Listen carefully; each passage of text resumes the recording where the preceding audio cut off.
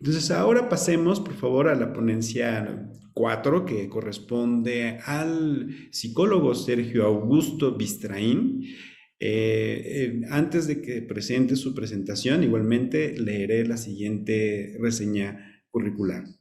Tiene la licenciatura en Psicología Social, la maestría en Administración Organizaciones por parte de la UNAM, así como varios diplomados, Publicidad, Mercadotecnia, Comunicación Política y Grafología. Se ha dedicado a la investigación social y de mercados desde 1987, pero habiendo padecido la poliomielitis en la infancia, con los años presentó nuevos síntomas, a partir de lo cual comenzó a estudiar y publicar sobre los efectos tardíos de la polio, lo que le ha dado un cierto renombre en el medio, por lo que le han invitado a participar en conferencias, congresos, jornadas médicas y charlas tanto en México como España. Bien, muchísimas gracias, psicólogo Sergio Augusto, y adelante con su presentación. Muchas gracias. Bueno, pues ya presentado, voy a compartir con todos ustedes mi pantalla. Díganme, por favor, si ya la ven. Ya le vemos muy bien. Bien.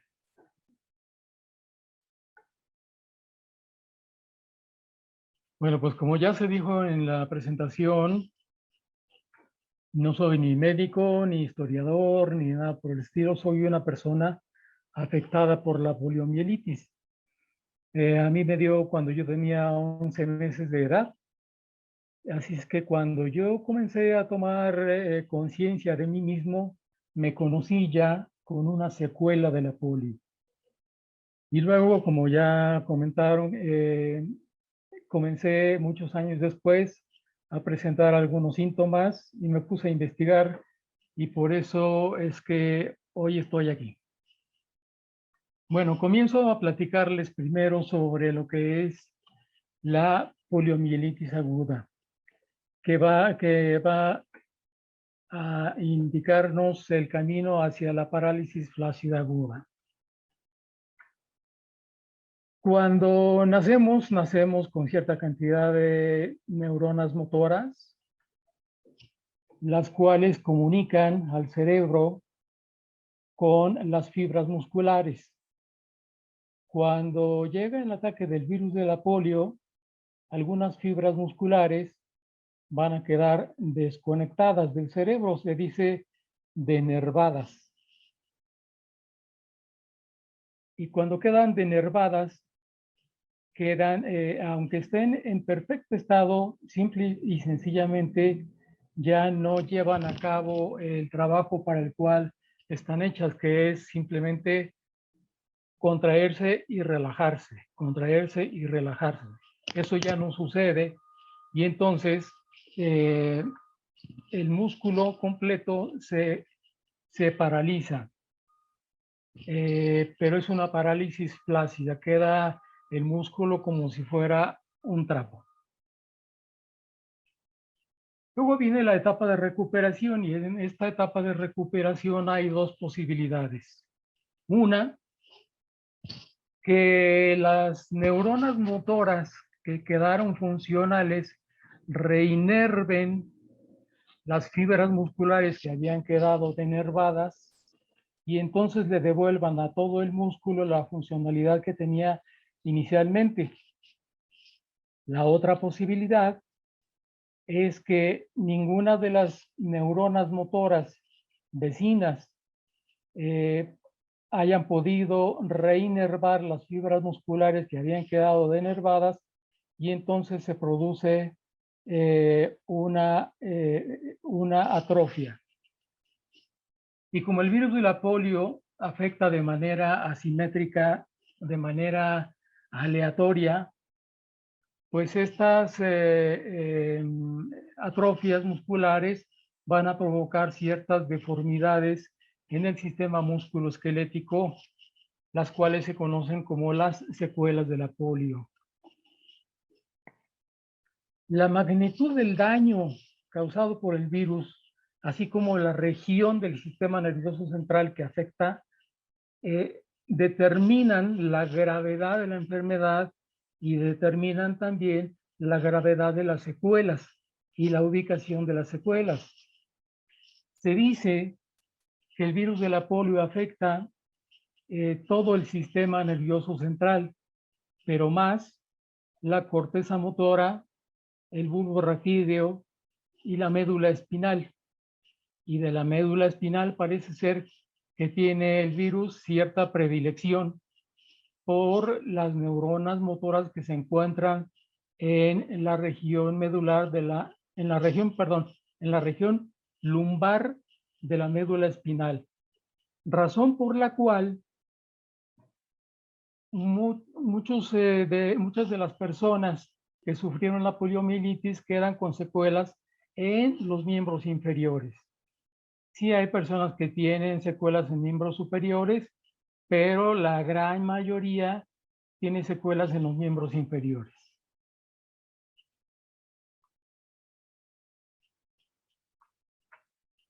Veamos un poquito el caso de México. Esta gráfica fue elaborada en función de la información que a mí me mandó la Secretaría de Salud a través del IFAI a pregunta expresa de mi parte con respecto a cuántos casos se habían presentado en México entre 1939 y 1990. La Secretaría de Salud me dio información sobre los casos entre 1940 y 1990. La gráfica creo que no se parece mucho a la que presentó la doctora Ana María Carrillo, pero bueno, son los datos que me dieron a través de estas fuentes que son algunas revistas y algunos boletines de prensa, algunas informaciones en periódicos, en fin, es la información que a mí me dio la Secretaría de Salud y por lo tanto, bueno, pues estas son para mí las cifras verdaderas. Desde el punto de vista meramente estadístico, vemos que no se puede dibujar aquí una campana, es decir, esta distribución no es una distribución normal. Por lo tanto, lo que tenemos que hacer es buscar en dónde están más o menos ubicados la mayoría de las personas que fueron afectadas por la polio y vemos claramente que fueron entre 1951 y 1970 cuando en este par de décadas se presentaron el 71% de los casos. ¿Cuántos?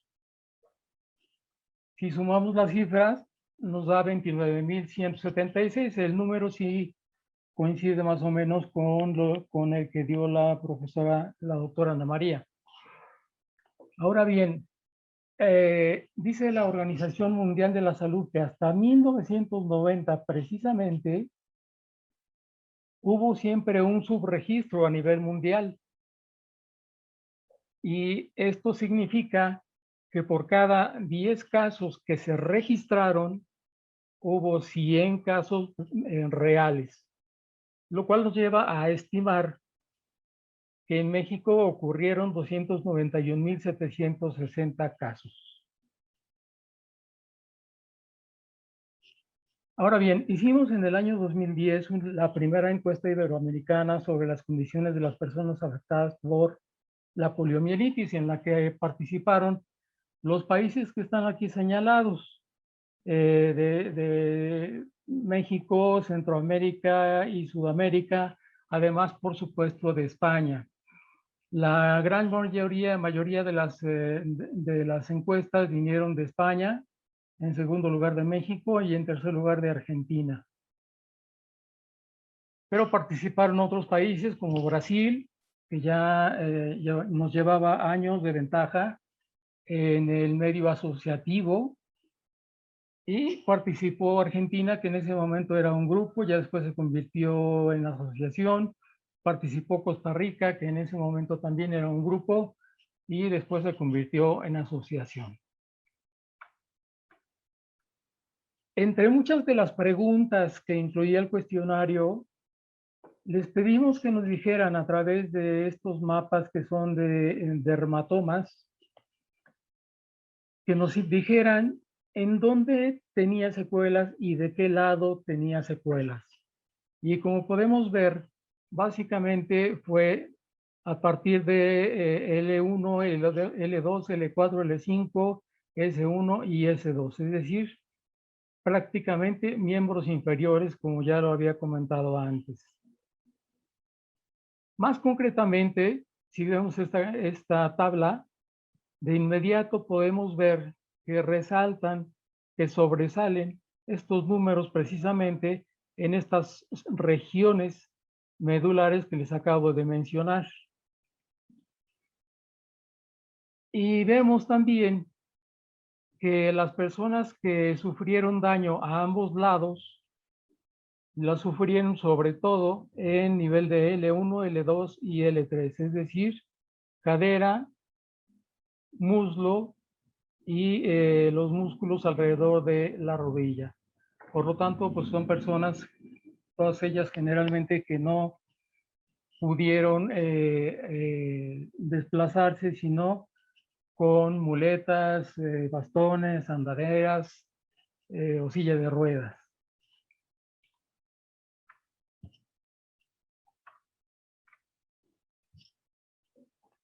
%84 específicamente de las personas encuestadas presentan secuelas en miembros inferiores, algunas en el tronco, otros en miembros inferiores, otros en hombros y otros en cuello, pero principalmente, como ya les venía diciendo, en miembros inferiores, porque por alguna razón el virus ¿Y de sí la te polio dijo que había prefiere. podido conseguir cosas o que le había sido difícil? Por favor, cierren su micrófono. Sí, es que no Escucho la voz de alguien. días. Ay, le hubieras dicho que me hablara. Por favor. Cierra su César. micrófono, por favor. O que cierren su micrófono. Se las quitaron. Se las quitaron. Bueno, voy a ver si me escuchan a mí. Luego viene una fase tardía, es decir, años después. Puede ser que pasen 15 años después de la infección aguda de la polio, puede ser que pasen 30, 40, 50 años después de la fase aguda y comienza la fase tardía. ¿En qué consiste esta fase tardía? Bueno, pues principalmente, bueno, una de las preguntas que también incluimos en nuestro cuestionario fue, a consecuencia de la poliomielitis, no a consecuencia de cualquier otra cosa, sino de la poliomielitis, en los últimos años ha tenido que utilizar aparatos ortopédicos o apoyos funcionales que antes no usaba, y el 67%, ¿no? 2/3 partes, nos dicen que sí, que en los últimos años han tenido que usar aparatos que antes no tenían que utilizar. Esta curva que ustedes pueden ver aquí representa la edad al momento en el que tuvieron que comenzar a utilizar esos aparatos o apoyos funcionales. Esta curva, como pueden ver, sí se parece más a una campana. Por lo tanto, aquí sí pudimos calcular la edad promedio y la desviación típica. ¿Esto qué quiere decir? Que alrededor de 53 años, más menos 7, es donde se encuentra la mayoría de las personas que tuvieron que, perdón, la edad a la que tuvieron que comenzar a utilizar algún otro aparato que antes no utilizaban. En otras palabras, entre 46 y 60 años de edad tuvieron que comenzar a utilizar algún aparato. Y son el 74%, 3 de cada 4. Ahora bien, si pensamos que la mayoría comienzan a los 46 años, pues el 88% de las personas afectadas por la polio tienen necesidad de utilizar algún otro aparato a partir de los 46 años, el 88%. Tengamos este dato por ahí en la memoria, por favor. También les preguntamos a qué edad enfermó de poliomielitis y tenemos esta distribución pues nada normal, sino que más bien tenemos una curva asimétrica sesgada a la derecha. Por lo tanto, lo único que podemos hacer estadísticamente hablando es calcular los cuartiles. Y vemos que a los 9 meses de edad fue que, o menos, fue que enfermaron de poliomielitis el 25%, el 50% a los 15 meses de edad y el 75% a los 24 meses de edad. Esto es, aunque la Organización Mundial de la Salud dice que la poliomielitis afecta a personas de 5 años de edad o menos, en nuestra encuesta encontramos que la gran mayoría, 3 de cada 4, enfermaron a los 2 años de edad o menos. Volviendo al caso de México, 53 años, bueno, asumiendo que las personas enfermaron antes del año, tienen a la fecha 53 años el 72% de los casos de México. Es decir, que enfermaron en 1968, asumiendo, insisto, que enfermaron antes del año. Pero sabemos que pudieron, que enfermaron a los 2 años. Es decir, hoy tendrían 55 años, lo cual significa que habrían enfermado en 1970. Las personas que enfermaron en 1970 o antes conforman en México el 81% de los casos.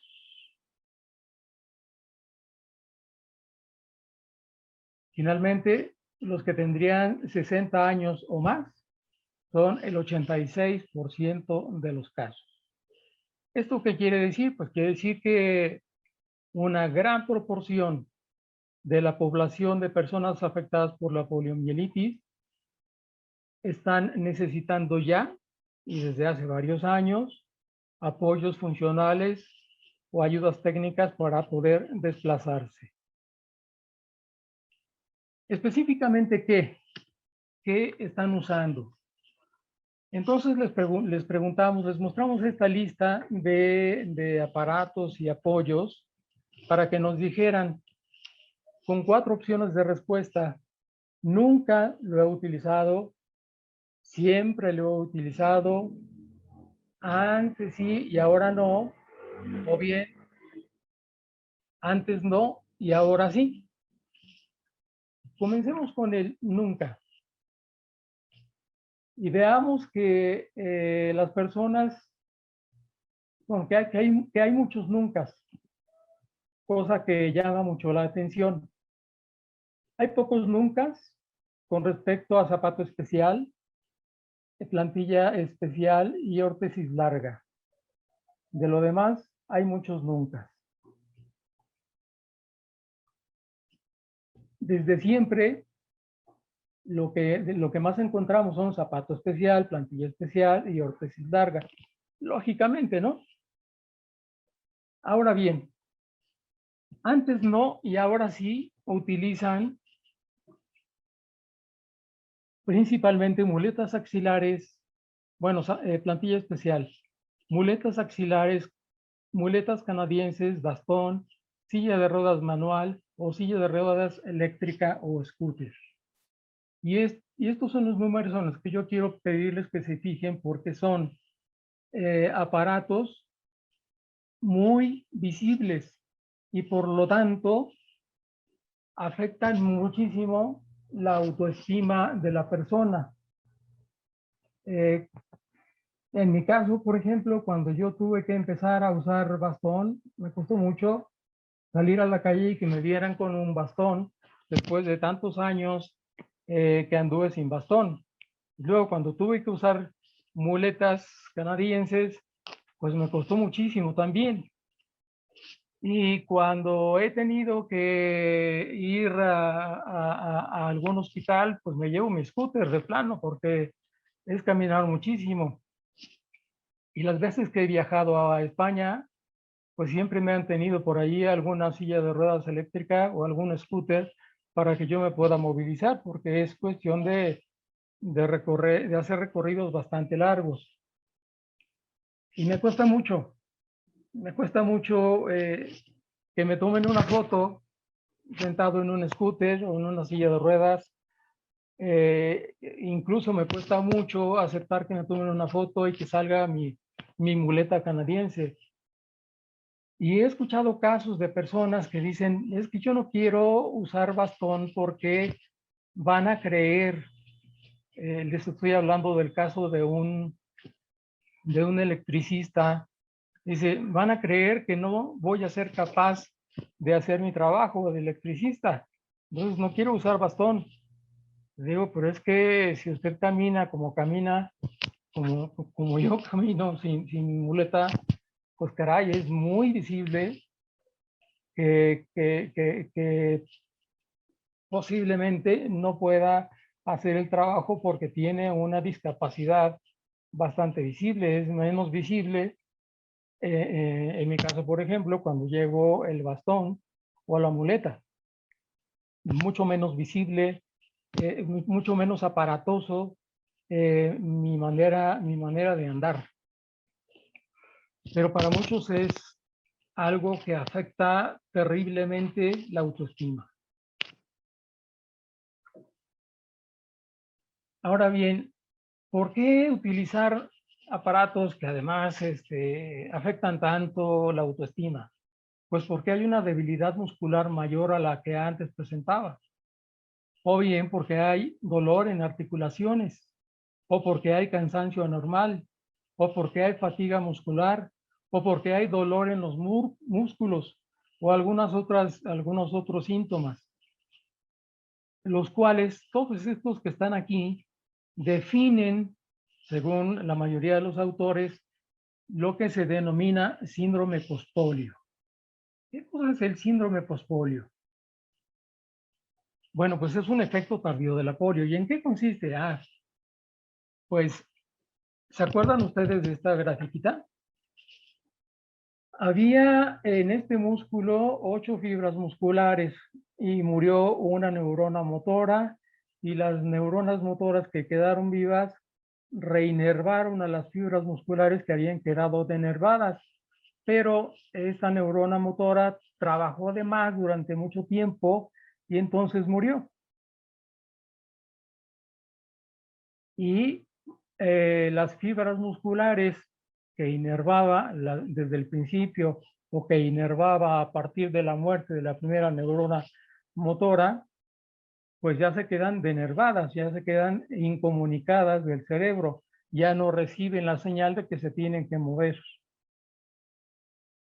Si esto continúa, precisamente por este tema del sobreesfuerzo que tienen que realizar las neuronas motoras que quedaron vivas y que tuvieron que hacer el trabajo de las neuronas que murieron, pues entonces nuevas fibras musculares se van quedando denervadas, y si ya no hay neuronas motoras que puedan reinervar ese músculo, pues ese músculo se debilita y con el paso del tiempo se atrofia. Eso es el síndrome postpolio, según la teoría más difundida. Hay otras teorías, pero esta es la teoría más conocida. A continuación les presento el proceso completo de lo que sería desde la polio hasta los efectos tardíos. ¿Cómo es todo esto? ¿Cómo lo vivimos las personas que nos enfrentamos al virus de la poliomielitis? Bueno, todo comenzó cuando nos infectamos por el poliovirus, lo cual, a su vez, provocó la poliomielitis aguda, que vino acompañada de muerte de neuronas motoras, las cuales a su vez produjeron la denervación de fibras musculares y provocaron una parálisis flácida. Después vino el proceso de recuperación o de reinervación. Si el proceso fue exitoso al 100%, entonces la persona podrá seguir su vida completamente normal, cosa que casi nunca sucede. Más bien, la mayoría de los casos presentan lo que se llama una parálisis residual. Es decir, en mi caso, por ejemplo, aunque tuve parálisis en todo mi cuerpo, me quedó una parálisis residual en el miembro inferior derecho y el brazo derecho. Luego, como les decía, el ataque agudo de la poliomielitis es asimétrico y es aleatorio, y por lo tanto las atrofias musculares provocan deformidades que son conocidas como secuelas. Entonces la persona queda con una disfuncionalidad motriz, es decir, con una discapacidad. Luego, con el paso del tiempo, aparece el proceso de envejecimiento, que normalmente en cualquier persona comienza a partir de los 25 años, según algunos autores. Y según algunos autores, este proceso de envejecimiento se caracteriza principalmente por la aparición de la sarcopenia, es decir, se va perdiendo masa muscular. Pero en el caso de las personas afectadas por la polio ya llevábamos una desventaja, ya habíamos perdido fibras musculares, es decir, ya habíamos perdido masa muscular. Es decir, ya llegamos a esta etapa con una desventaja. Aparecen también problemas secundarios a las secuelas, es decir, si toda mi vida he ido rengueando, naturalmente las articulaciones de mi pie, de mi tobillo, de mi rodilla, de mi cadera y de la columna vertebral se han ido alterando porque no tienen el funcionamiento normal. Luego viene el agotamiento de neuronas motoras, que también es parte del proceso de envejecimiento, pero en nuestro caso, pues ya tenemos una cantidad importante de neuronas motoras perdidas. A todo esto lo conocemos como efectos tardíos de la polio, que consiste en dos posibilidades. Una, problemas ortopédicos, naturalmente relacionados con los problemas secundarios a las secuelas, que consisten básicamente en hernias de disco, radiculopatías, pellizcamiento de nervios, desmineralización ósea, artrosis, túnel carpiano, hombro doloroso y toda una larga lista de patologías que son secundarias a las secuelas. Y aparece o puede aparecer también el síndrome postpolio, que da como resultado síntomas como debilidad muscular, dolor articular, dolor muscular, cansancio excesivo, fatiga general, fasciculaciones, depresión y otros problemas de carácter psicológico. Y todo esto al final viene a dar una discapacidad agravada. 5 Termino. minutos más, psicólogo Manuel. Sí, estoy terminando. Muchísimas gracias. Termino expresándoles mi opinión con respecto a la historia de la poliomielitis. Yo creo que la historia de la poliomielitis estará inconclusa mientras existan en el mundo personas que viven con sus secuelas o sufren sus efectos tardíos. Muchas gracias.